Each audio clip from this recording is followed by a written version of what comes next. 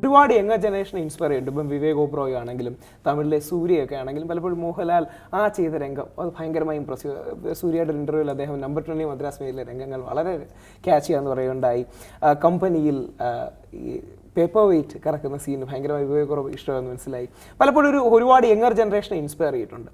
ഇപ്പം ശ്രീ മോഹൻലാൽ എന്ന വ്യക്തിയെ താങ്കളുടെ ചെറുപ്പകാലത്ത് അല്ലെങ്കിൽ അഭിനയം തുടങ്ങിയാൽ താരായിരുന്നു ഇൻസ്പയർ ചെയ്തത്? ഈ അഭിനയത്തിലും ചില ഷോർട്സ് ചെയ്യുന്നതിലോ ആരാണ് ഏറ്റവും ഇൻസ്പയർ ചെയ്തത്?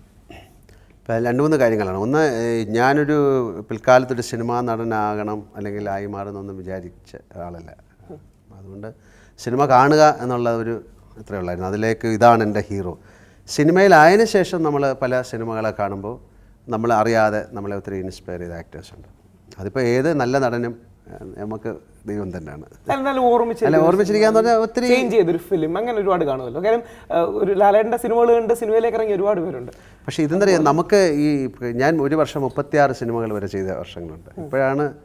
ഇപ്പോഴും അതേ ദിവസങ്ങൾ നമ്മൾ വലുതായിരുന്നേ ഉള്ളൂ. 15 ദിവസം കൊണ്ട് അന്ന് സിനിമ തീരുന്നത് ഇന്ന് 50 ദിവസം 60 ദിവസമായി.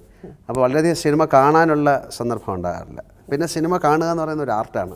അത് കൂടുതൽ ഡയറക്ടേഴ്സും അല്ലെങ്കിൽ അങ്ങനെയുള്ള ആൾക്കാരാണ്. ആസ് ആൻ ആക്ടർ ഞാൻ അധികം സിനിമകൾ കാണാറില്ല. ആ ആർട്ട് കുറഞ്ഞു വരുന്നു തോന്നുന്നുണ്ടോ? കാരണം ഉദയനാട് താരത്തിൽ പറയുന്ന പോലെ നമ്മുടെ പ്രേക്ഷകരുടെ നിലവാരം ഒന്നെങ്കിൽ ആൾക്കാർ കുറച്ച് കാണുന്നു അല്ലെങ്കിൽ കുറവാണ് എന്നൊരു. നല്ല സിനിമകൾ ഉണ്ടായാൽ തീർച്ചയായിട്ടും കാണാൻ താല്പര്യം തന്നെ ഉണ്ടാകും. ശരിക്കും അത് സത്യമാണോ? നല്ല സിനിമകൾക്ക് പലപ്പോഴും ഒരു വ്യൂവർഷിപ്പ് കുറവല്ലേ? നല്ല സിനിമ എന്ന് പറഞ്ഞാൽ അപ്പം നിർവചനങ്ങളുടെ പ്രശ്നം വരും. എന്നാൽ പോലും നല്ല സിനിമയ്ക്ക് ഞാൻ പറയട്ടെ, സിനിമ എന്ന് പറയുന്നത് ഒരു എൻ്റർടൈൻമെൻറ്റ് മീഡിയ ആണ്.